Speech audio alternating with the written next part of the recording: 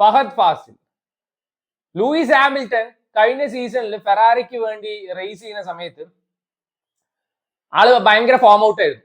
ആ സമയത്ത് ഒരു ഫാൻ ലൂയിസ് ഹാമിൽട്ടന്റെ അടുത്ത് പോയി പറയുണ്ടായിരുന്നു, Lewis remember who you R.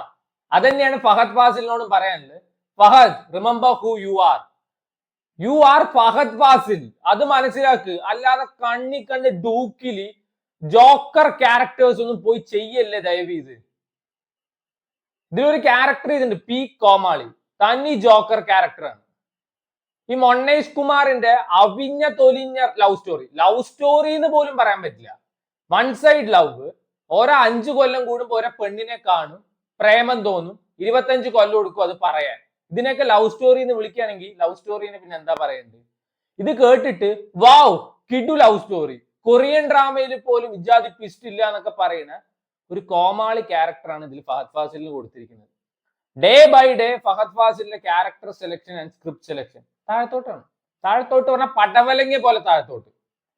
ഇനിയിപ്പോ അടുത്ത് വരുന്നുണ്ട് don't trouble the trouble, trouble the trouble, trouble the trouble എന്നൊക്കെ പറഞ്ഞിട്ട്. ദൈവത്തിനറിയാം ഇങ്ങനെ ഏത് മൂഡിലാണ് സിനിമ സെലക്ട് ചെയ്യുന്നത്.